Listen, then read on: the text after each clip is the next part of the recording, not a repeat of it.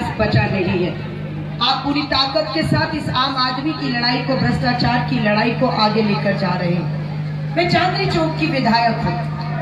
हमारी पूजा जैसी 150 महिलाएं, क्योंकि दिल्ली नगर निगम में 272 सीटें हैं, 272 सीटें पर 50% सीटें मेरी महिला बहनों के लिए आरक्षित हैं।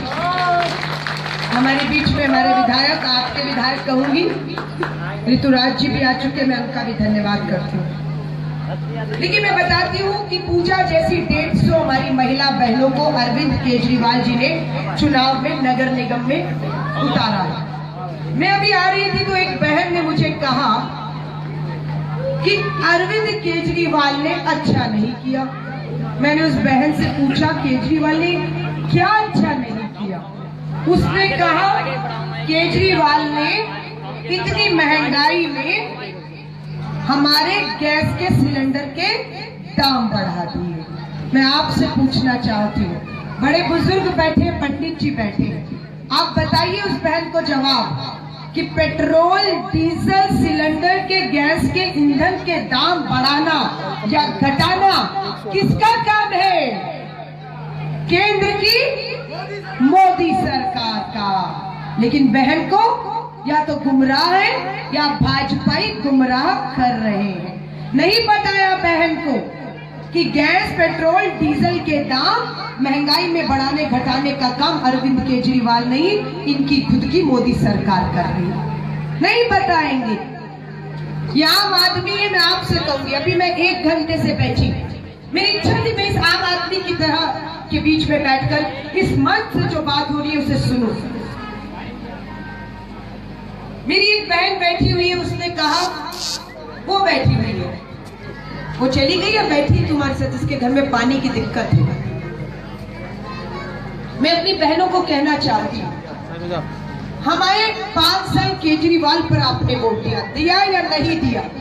नारा 5 साल केजरीवाल था या नहीं था? उस केजरीवाल सरकार को कितना समय हुआ? 2 साल। अभी हमारे 3 साल बाकी।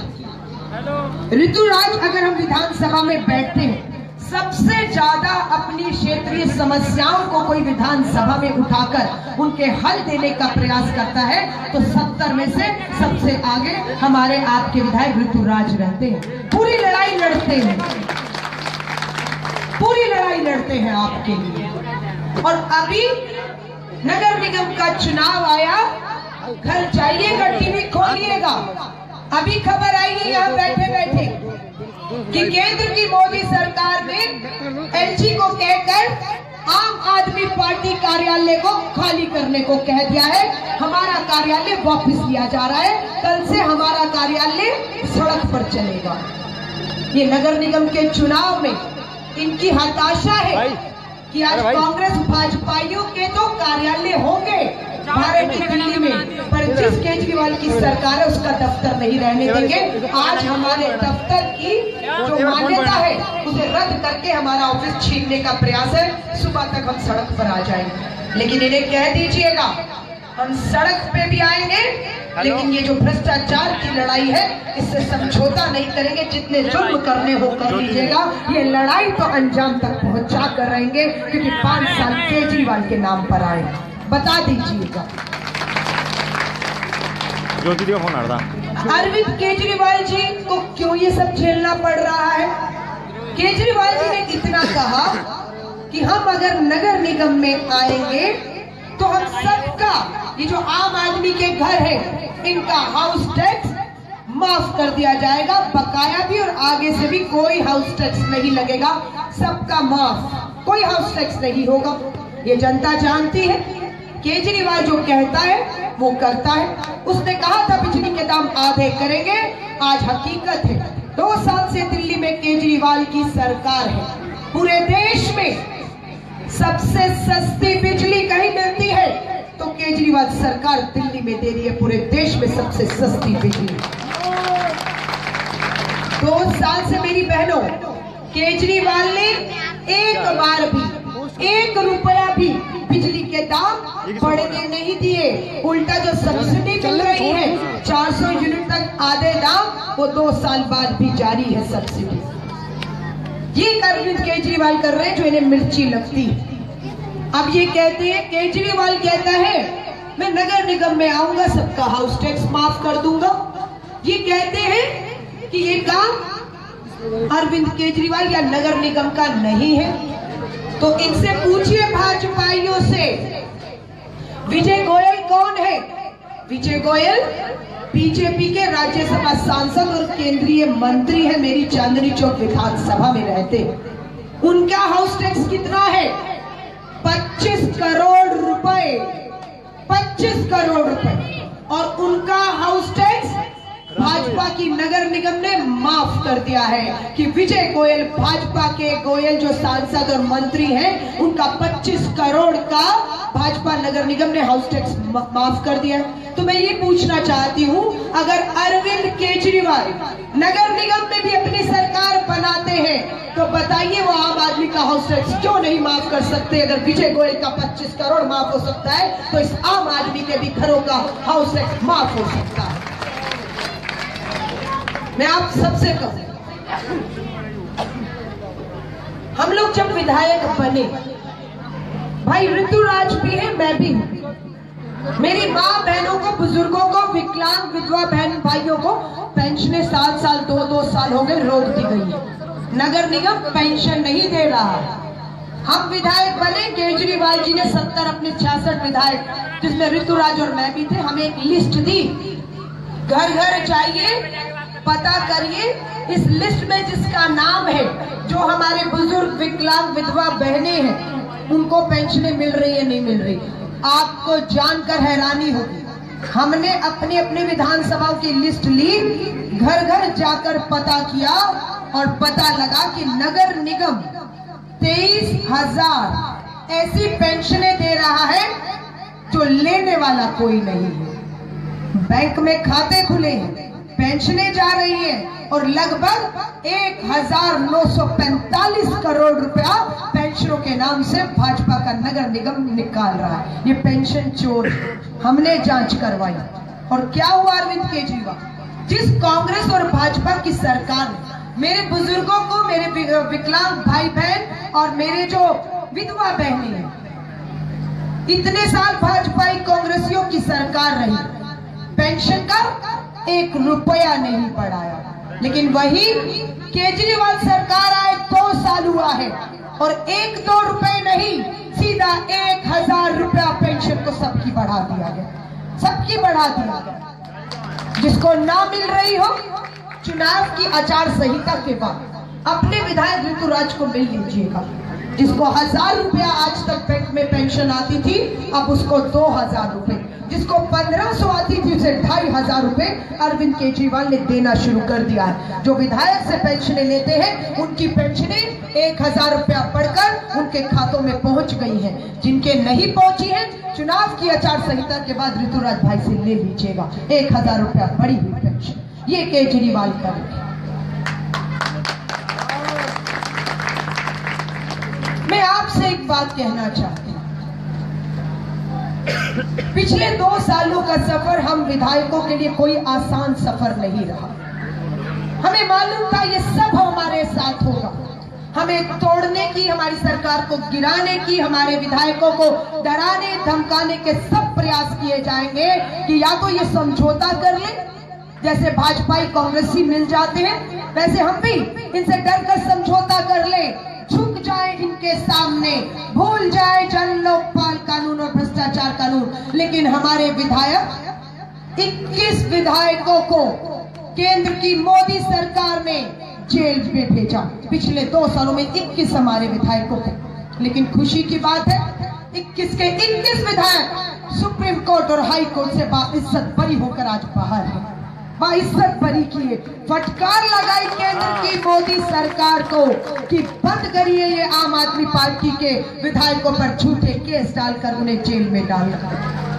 मैं एक महिला हूं, एक केस और दर्ज हो गया तो मैं अपराधी हो जाऊंगी, मेरा अपराधी की श्रेणी में नाम आ जाएगा, मुझ पे भी FIR है।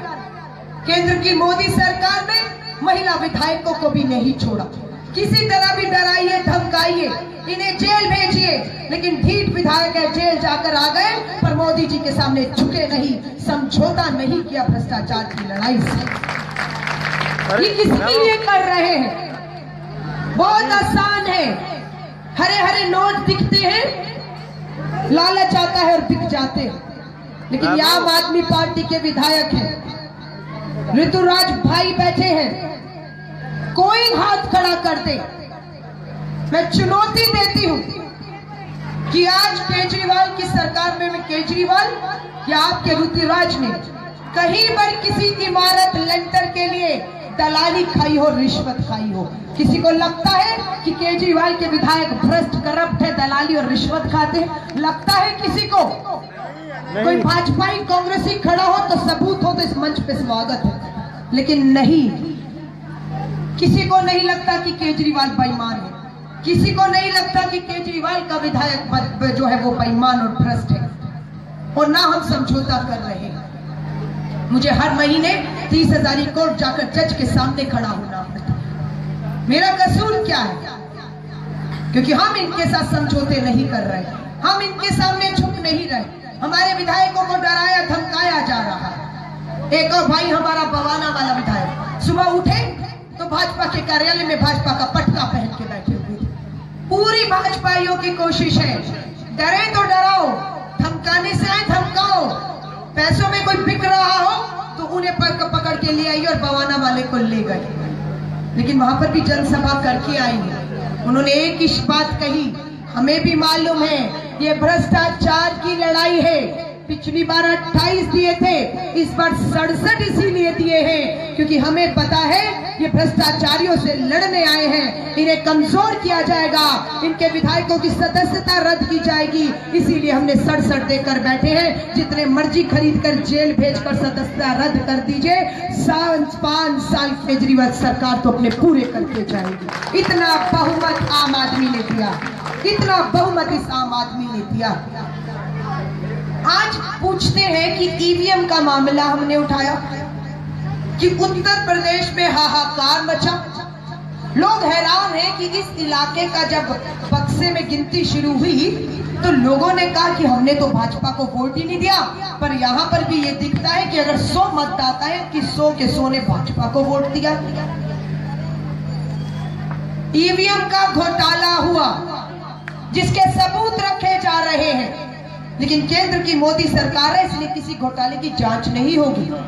लेकिन सुप्रीम कोर्ट ने इसकी जांच करने के आदेश दिए कि अगर प्रश्न उठता है ईवीएम में घोटालेबाजी हुई तो जांच होनी चाहिए। अब ये भाजपाई, मेरा जवाब सुन लीजिएगा जो प्रश्न करते हैं, ये भाजपाई ये कहते हैं हमसे, अरे केजरीवाल ने 2 साल पहले 2015 में दिल्ली पर ईवीएम में चुनाव हुआ, पूरी दिल्ली में झाड़ू पर वोट बनकर इनकी सरकार बनी, तब तो ईवीएम मशीन ठीक थी। आज उत्तर प्रदेश में हारने के बाद ईवीएम मशीन का घोटाला हो गया। अब भाजपाइयों जवाब सुन लीजिएगा, दिल्ली में कोई आवाज उठी जिसने ये कहा हो कि हमने तो झाड़ू पे वोट नहीं दिया, हमने तो कमल पे दिया था, ये झाड़ू की सरकार कैसे बन गई?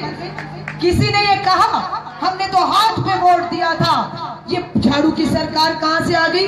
किसी ने नहीं कहा, सबने ये कहा हमने झाड़ू पर वोट दिया था और झाड़ू की सरकार बनी है इन भ्रष्टाचारियों का सफाया करने की। सबने ये कहा, किसी ने नहीं कहा कि झाड़ू की सरकार गलत है, किसी ने प्रश्न नहीं उठाया, किसी ने कोई घोटाले की बात नहीं की। लेकिन ये बात आज उत्तर प्रदेश में उठती है, ये भाजपाई कांग्रेसियों में आपस में सांठगांठ हुई। ये सांठगांठ क्या है मैं बताती हूँ, यहां से खुलासा करती हूँ। अगर हमारी जो अखबार टीवी देखते हैं, देश में अभी हाल ही में 5 राज्यों के चुनाव हुए, उत्तर प्रदेश, उत्तराखंड, गोवा, मणिपुर, पंजाब। मुझे बताइए अगर किसी को पता हो, गोवा और मणिपुर में सबसे ज्यादा विधायक किस पार्टी के थे? सबसे ज्यादा विधायक कांग्रेस के थे। बहुमत नहीं मिला, सरकार नहीं बना पाया कोई भी, ना भाजपाई ना कांग्रेसी। लेकिन मणिपुर और गोवा में सबसे ज्यादा विधायक कांग्रेस के आए। अब दावा किसको पेश करना चाहिए सरकार कांग्रेस, जिसके पास सबसे ज्यादा विधायक आए। लेकिन कांग्रेस ने गवर्नर के यहाँ जाकर दावा पेश ही नहीं किया। दावा किसने पेश किया? जिसके पास कम विधायक थे। कौन? भाजपा ने। कांग्रेस चुप रही, दावा पेश नहीं किया सबसे ज्यादा विधायक होते हुए भी, और भाजपा ने दावा पेश किया और सरकार मणिपुर और गोवा में अपनी बना गए। अब समझौता आप कहेंगे क्या हुआ? ये देश जानता है, सारा सर्वे बता रहा था कि पंजाब में आम आदमी की लहर है। दिल्ली के बाद पंजाब में आम आदमी की सरकार बनने जा रही है। केजरीवाल ललकार रहा था इन भ्रष्टाचारियों को कि हम पंजाब में आएंगे, अकाली बादल कांग्रेस भाजपा के भ्रष्टाचारियों को जेल में डालेंगे। लेकिन वहां क्या हुआ? अकाली भाजपाइयों को था कि हम तो 10 साल के बाद बाहर जा रहे हैं, ये केजरीवाल आ गया तो हमें छोड़ेगा नहीं। तो भाजपाइयों ने, अकालियों ने कांग्रेस को समर्थन करना शुरू कर दिया कि कांग्रेस आएगी चलेगी, केजरीवाल नहीं आना चाहिए। और समझौता ये हुआ कि हम ईवीएम पे उत्तर प्रदेश, उत्तराखंड जीत रहे हैं। गोवा और मणिपुर पर आप खामोश रहिएगा, पंजाब में आपकी सरकार हम बनने देंगे। वही हुआ। पंजाब में कांग्रेस की सरकार बनी। मणिपुर, गोवा में जहां कांग्रेस की सरकार बननी थी, समझौता कर लिया पंजाब को लेकर, दावेदारी पेश नहीं की। मोदी जी को भी पता था 5 में से 4 राज्यों में सरकार बनाएंगे चलेगा, 5 में 5 बनाई, पक्का ईवीएम पर शक हो जाएगा। ये इनके समझौते हुए, जिसकी जांच की हम मांग करते हैं। अगर शक पैदा होता है, ये लोकतंत्र, ये लोगों को वोट देकर अपनी सरकारें चुनने का हक है। अगर इसे शक होता है कि मैंने वोट तो किसी और को दिया, सरकार किसी और की बन रही है, तो बिल्कुल प्रश्न उठता है। इसका तरीका क्या? एक बहन ने ये भी पूछा, हमने पहले भी झाड़ू पर वोट दिया, अब भी झाड़ू पर ही वोट देंगे, पर क्या गारंटी है कि जो उत्तर प्रदेश में खेल हुआ वो यहाँ नहीं होगा? ये क्या गारंटी है कि हम झाड़ू का बटन दबाएंगे तो हमारा वोट भाजपाई कांग्रेसी हाथ और कमल पे नहीं जाएगा? उसका एक ही तरीका है, जो शायद आपको आज से पहले ना बताया गया होगा, ना आपने उसको जानना जरूरी समझा होगा, लेकिन मैं आपको बता रहा हूं। जब आप वोट डालेंगे, वोट का बटन दबाएंगे, तब आपको एक पर्ची मिलती है। वो पर्ची आज तक कोई किसी ने ना पूछा है, ना किसी ने दिखाई है, लेकिन इस बार जब आप वोट डालने जाएंगे, बटन दबाएंगे, आवाज आएगी और एक पर्ची निकल के अधिकारी के पास आएगी। अधिकारी को कहिएगा ये मेरा वोट है, ये मेरा हक है देखने का कि मैंने जो बटन दबाया है, पर्ची पे भी वही बात आई है या नहीं है। उस पर्ची पर देख लीजिएगा कि झाड़ू का बटन दबा है तो पर्ची पे भी झाड़ू आ रहा है या नहीं आ रहा है। और अगर बटन झाड़ू का दबाया है और पर्ची पर कमल या हाथ आ रहा है, वही खड़े हो जाइएगा, क्योंकि बेईमानी उसी मशीन पे हो रही होगी और आम आदमी को हराने के लिए हर हथकंडा अपनाया जा रहा होगा। ये जानकारी आपको मैं देने आई हूं। आज एक और चुनाव का समय है, चुनाव का समय है। हर मुद्दे पर भाजपाई कांग्रेसी चाहते हैं चर्चा हो, लेकिन वो नहीं चाहते कि हम नगर निगम के चुनाव में नगर निगम के मुद्दों पर चर्चा करें। वो नहीं चाहते, क्योंकि नगर निगम के मुद्दों पर चर्चा होगी तो भाजपाइयों को मुंह की खानी होगी। मैं आपसे पूछना चाहती हूँ, अमित शाह और मोदी जी को ये फैसला क्यों करना पड़ा कि आप अपने 272 नगर निगम पार्षदों की सबकी टिकटें काटने पर मजबूर हो गए? अमित शाह जी ने ऐलान किया कि इस नगर निगम चुनाव में किसी भी पार्षद को दोबारा टिकट नहीं दिया जाएगा। क्यों नहीं दे रहे भैया? 10 साल से भाजपा की सरकार है, बहुत अच्छे काम किए, टिकट मिलनी चाहिए, लेकिन हकीकत क्या है ये मोदी जी को पता लगी खुद। मोदी जी ने स्वच्छ भारत अभियान के तहत अपने नगर निगम की 10 साल से भाजपा की सरकार को 600 करोड़ रुपया दिया। अपने ही पार्षदों को, अपनी ही भाजपा की नगर निगम को मोदी जी ने स्वच्छ भारत अभियान में 600 करोड़ दिया। लेकिन मैं आपसे कहूंगी, सच सच बताइएगा, आपकी गलियों में 3 बार झाड़ू लगता है, हाँ या ना? झाड़ू लगता है 3 बार? नहीं लगा। स्वच्छ भारत अभियान लिखे हुए डस्टबिन रखे गए, कूड़ेदान रखेंगे सबके घर के बाहर गलियों में।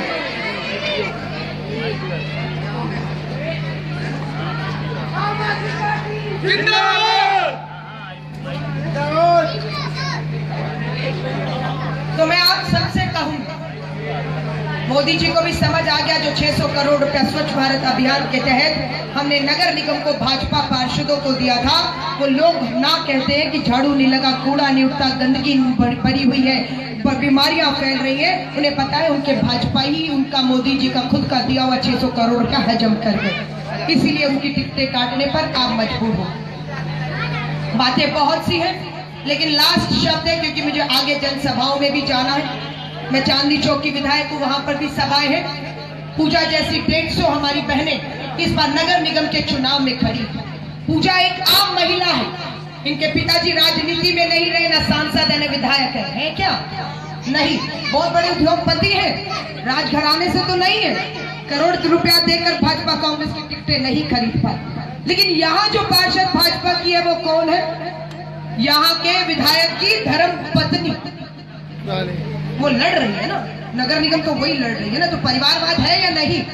विधायक की पत्नी लड़ती है तो परिवारवाद है या नहीं? तो आप परिवारवाद का समर्थन करते हैं या नहीं? बताइए। अगर आप परिवारवाद का समर्थन नहीं करते तो आपको आप परिवार की अपनी जैसी बेटी को नगर निगम में लाना है, इनके भ्रष्टाचारियों को जवाब देने के लिए। मैं लास्ट शब्द कह रही हूँ, दिल्ली में सरकार किसकी है? आम आदमी की। दिल्ली में मुख्यमंत्री किसका है? आम आदमी का। किराड़ी में विधायक किसका है? आम आदमी का। अब पार्षद भी अगर आम आदमी की होगी तो राजनीति नहीं, काम होंगे, काम होंगे। 3 साल बाद मेरा और ऋतुराज का चुनाव है। 5 साल केजरीवाल पे वोट दिया था, 2 साल हुए हैं। हर कठिनाइयों के बावजूद भी अभी 3 साल का सफर हमारा बाकी है। आप जितनी ताकत हम विधायकों को देंगे, उतनी ताकत हम केजरीवाल को देंगे भ्रष्टाचारियों के खिलाफ लड़ने के लिए, और 5 साल पूरा करेंगे इन भ्रष्टाचारियों से समझौता करके। बिकेंगे नहीं, बिकेंगे नहीं। इसलिए हाथ जोड़कर कहूंगी,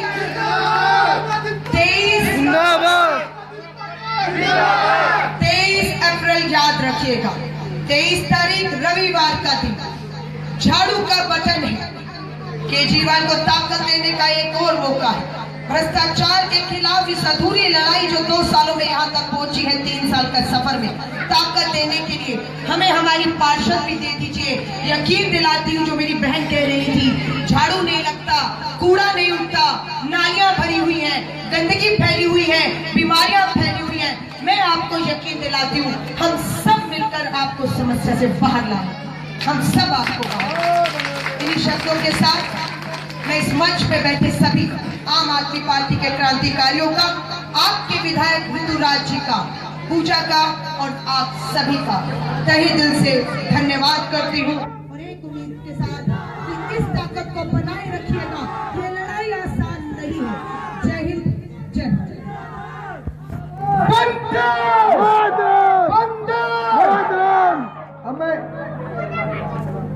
सीधे